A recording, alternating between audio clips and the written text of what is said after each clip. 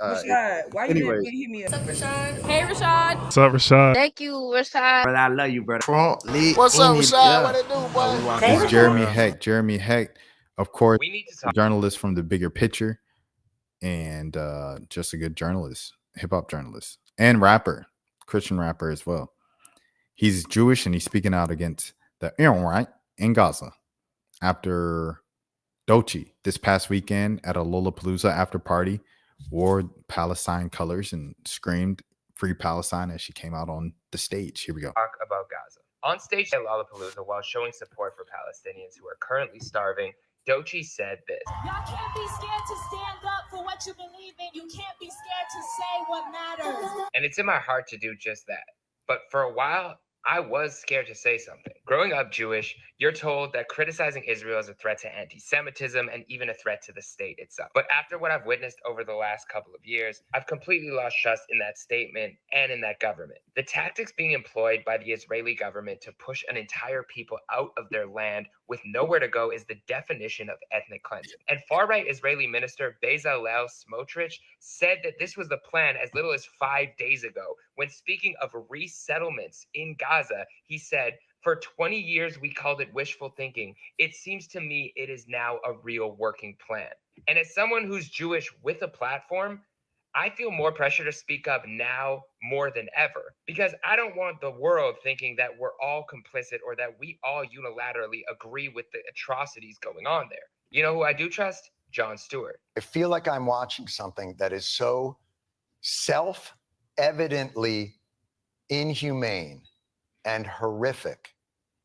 And to be told that I have to shut up because I risk the Jewish state by speaking out, I would say the opposite. I think they're putting the likelihood of a surviving Jewish state much more at risk with this type of action.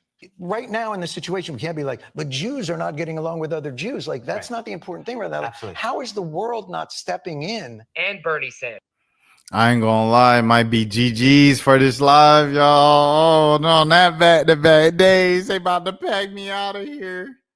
Daily Show don't play that, man. They do not play that.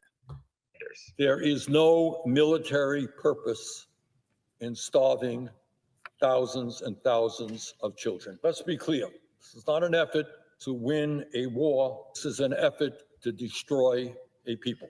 Or how about the Israeli Physicians for Human Rights, who labeled this as a genocide? Or Yassin Bey, aka Mos Def.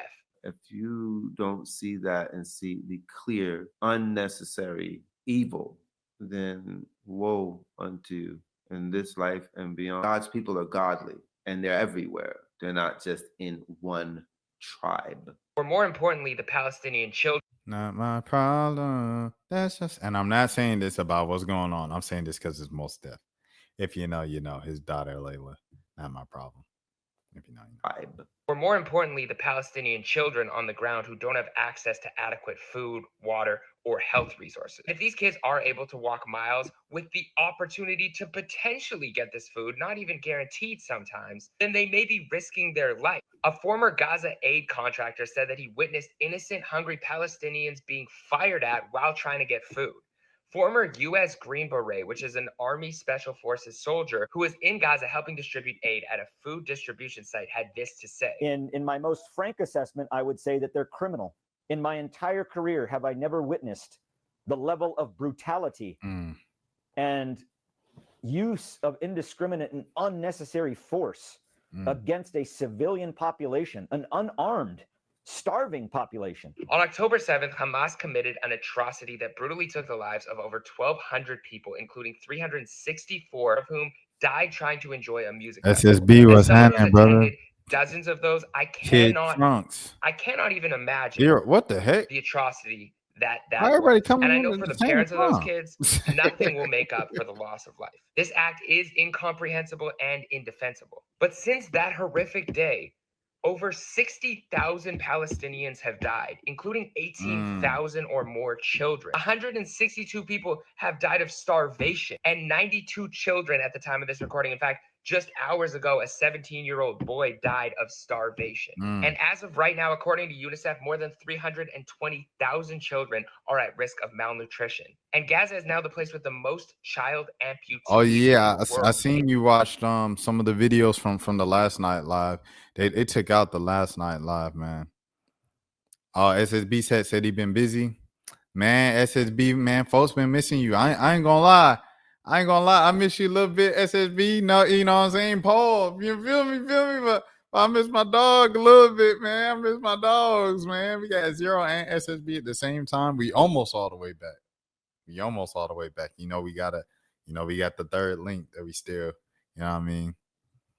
Yeah, I'm glad y'all boys good though. It is disgusting. And on top of all of this, they aren't letting in international journalists to properly document the situation. Suppression of the press would be a direct violation of the First Amendment for all the free speech folks out there. When you become the same monsters that you're trying to protect against, then you've completely lost sight of the moral line. And as a people who have experienced atrocities against us as Jewish people, we would want people to be there to speak out for us. And I also recognize anti-Semitism is a real problem, but calling it anti-Semitic to criticize the government of Israel makes the problem of anti-Semitism worse, because you're saying that all Jews are aligned with this atrocity, which isn't the case, which is why I feel that we need to speak out. My heart was breaking and I felt the need to say something. But absolutely nothing, in my opinion, can justify any of these actions. If there are repercussions to this specific video, then like the clip said, so be it. I hope that the remaining hostages are able to be returned home safely to their families. I personally believe that it's okay to hold that view and also call out what's happening right now, which is a genocide in Gaza. I truly hope from the bottom of my heart that we can see a ceasefire, that we can see adequate aid, food, and medical supplies make their way properly into Gaza, whatever that takes, and that we can end the loss of life. Because no matter where you sit politically, no matter what your views are, no matter what your beliefs are, every child's life matters. The more lives that we can save, the better we are as humanity. So speak out on Israel registering as a foreign. There's a journalist named Seymour Hersh, and he said that the U.S. and Israel is committed to Iran regime change. I gotta say, as always, man, free Palestine, free Gaza, free the Congo. You know what I mean? But yeah. Seymour Hersh. Let me see. I'm gonna take a quick detour. Let me see. Let's see what's going on. Smoke. So be it. Is it Hersh with the H? This guy with the Pulitzer? Yeah, I think it's Hersh. What's Hersh saying? He defends reporting on the U.S. destruction of the Nord Stream. Let me see.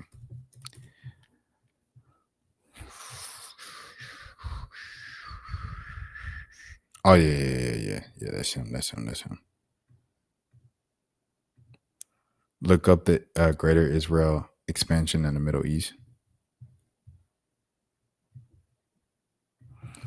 Greater Israel expansion, Middle East. But the Seymour Hersh dude, he's a Pulitzer guy, a Pulitzer, and like you say, he's still kicking at 90 with the hit. I know he know what he's talking about, huh? This image was widely shared online, supposedly showing an Israeli soldier wearing a patch representing Greater Israel, which encompasses neighboring countries such as Al-Urdun, Lebanon, parts of Iraq, Saudi, and Misr. God's not saying, let's make a deal. He's saying, this is the deal. This is the property they have. This is Israel right now. Oh, man. And this is what will happen whenever the Messiah comes back. John Hagee's one of the biggest figures. He's invited to White House events. He's invited to U.S. embassy openings. Imagine if a Muslim was saying this stuff. Imagine if a Muslim says, it's like, we need to destroy Israel. And then the next day, he's hosted by the president of Egypt. Imagine a college kid on campus is saying, from the river to the sea, Palestine will be free. We're told that's genocide. This guy is proposing wiping out multiple countries in the Middle East. The concept of Greater Israel originates from interpretations from the Zionist ideology. Hold on. The camera froze up. Give me a second. The camera froze up. My face was making expressions and stuff. I ain't seen none of it. Hold on. Let me get it right. Technical difficulties. We got mad people in here. What's happening, everybody? I hope everybody had a good day. Come on, camera. We ain't doing this all day now. I'm gonna switch to this one in the meantime. I'm gonna switch to the laptop joint. All right, bet. Particularly championed by revisionist Zionists who later formed the Likud party, now led by the Prime Minister Netanyahu. This ideology aims to establish meaning the Holy Land of Israel. My dog. Game Day Grace is in the building. Y'all make sure y'all subscribe to the Game Day Grace podcast right now. My brothers, David Shealy, Corey Moles. Huh? Yeah. Or Greater Israel, asserting the Promised Land stretches from the Nile in Masr to Al-Furat in Iraq. The Likud party isn't the only party that believes in a Greater Israel. Eventually, our borders will extend from Lebanon, the Great Desert, which is Saudi Arabia, and then from the Mediterranean to the Euphrates. And who's on the other side of the Euphrates? The Kurds. And the Kurds are our friends.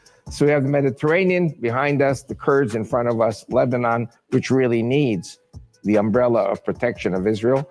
And then I believe we're going to take Mecca, Medina, and Mount Sinai and purify those places. In 2023, former finance minister of Israel, Bezalel Smotrich, showed another image of Greater Israel, including parts of Al-Urdun and parts of Syria. Settlements, which are illegal under international law, are a tool for expansion and occupation of the land. Settlements were established in strategic areas like Wadi al-Urdun to enhance Israel's security and negotiation stance. Some settlers are driven by religious beliefs, seeing the land as part of biblical Israel. Others are drawn by lower living costs and government subsidies, making housing in settlements more affordable than in Israel.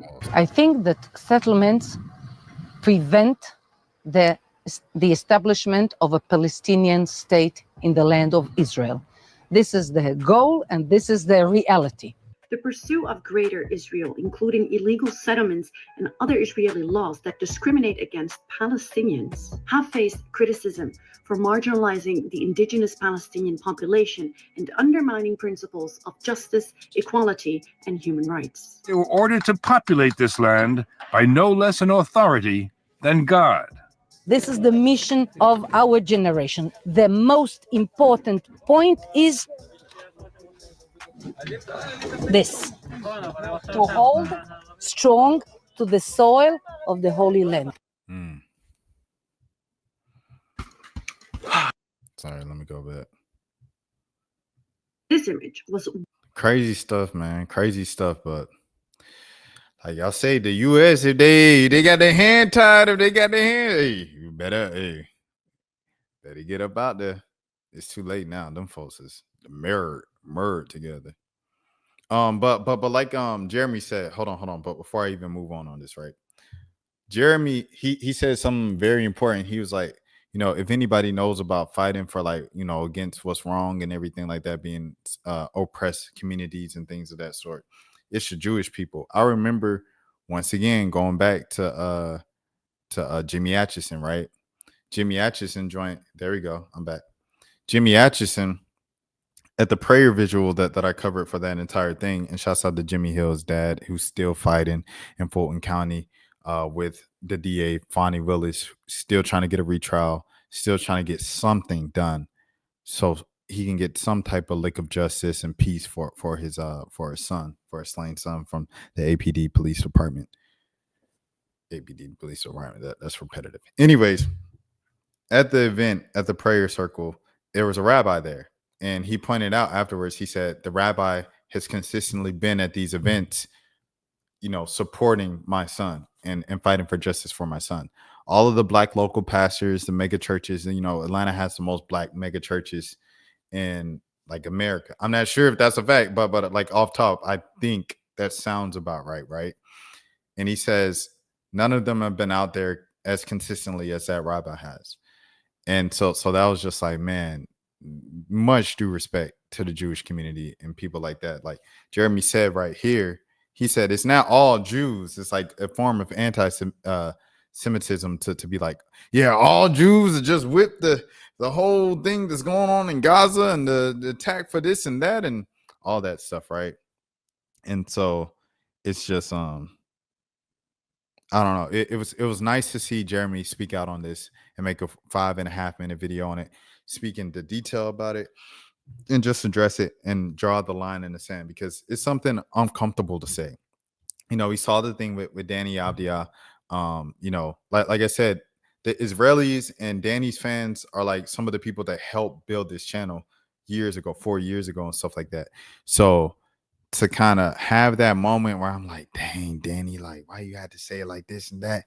It was very awkward, but just it's a conversation that you have to draw a line in the sand. You can't stand neutral with things like this and things of that sort, unless you're the journalist just covering it and you're out in the field and everything like that. But yeah, let me see. SSB said Greater Israel is basically have America and Iran fighting each other. Then they take over once the dust clears and the whole region is a mess. This way, the multipolar world, they control that region. Fact zero. Oh yeah, y'all both saying the same thing about the controlling the region and everything like that in Iran. I don't care whether it's all Jews or some, they profit off our struggles. Okay. All right. Okay. All right. So Drew, I combine zero and Jews. All right. So with this, there are a lot of exploitive practices that people of a particular background have had with Black people, mostly in America, specifically in the entertainment industry. And why I speak on the entertainment industry so much directly, whatever, because that's the industry I work in. so that's what I see the most is the entertainment industry. So there is merit to what Zero's saying. I still like what Jeremy said here as a person of that, background. I still appreciate it. There's Jews who still live on my street. They're not doing no crazy stuff like this. I think Zionists is no different than Zionists are different from regular Jewish people. 100%. So he's just pretty much just splitting it up. Like there's Jews and then there's Zionists that are like, yeah, we IDF to ID, all that stuff. So it was disappointing, like the way that the entire Danny split happened. I'm not even gonna lie to you because I thought I was gonna be someone like I was gonna be rocking with, and like his fan base and his people back home, we was all gonna be a thing, but life happened. October 7th happened, and it just happened, man. SSB Zionists are mixed Jews, mostly with German descent.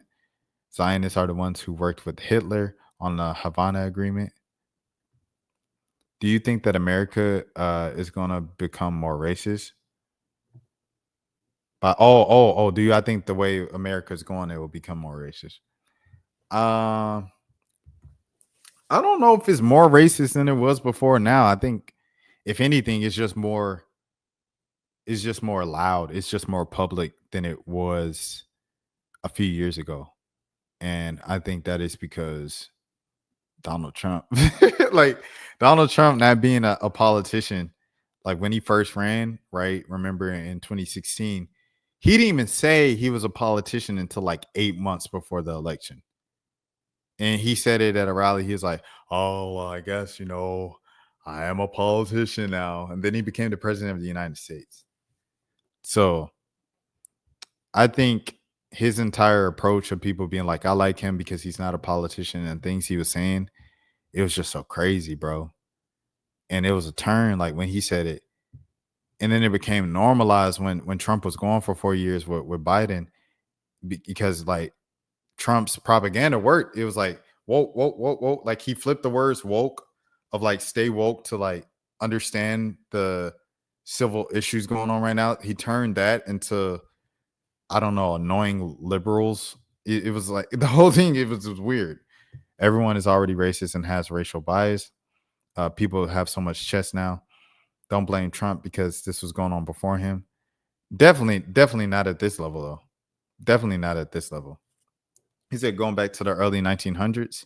Okay, well, I mean, if you count like that, yes. But I'm talking about in modern times. I'm talking about from the 90s, 1990s, all the way up to now.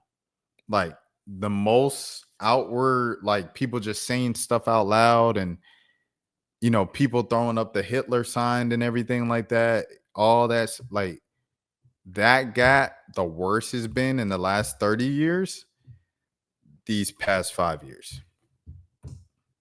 Because like I said, Trump was first elected. That kind of softened it a little bit when Trump was out of office for 4 years and it was Biden. That's when the whole turn happened and it became normalized. And then now it's just like, it's no control of it. So I think if anything, it's just becoming more loud. That's it. That's all it is. It's becoming more loud, but as Zero says, it's always been racist. So I'll say that. And speaking of that's like the next thing too. Trump gave hella people the green light to get disrespectful publicly. 100% SSB. That's what I'm saying. He said go back to the early 1900s, and then that's what we're speaking on. Okay, all right. Speak. Rashad, why you didn't hit me up? What's up, Rashad? Hey, Rashad. What's up, Rashad? Thank you, Rashad. Brother, I love you, brother. What's up, Rashad? What it do, boy? Hey, Rashad.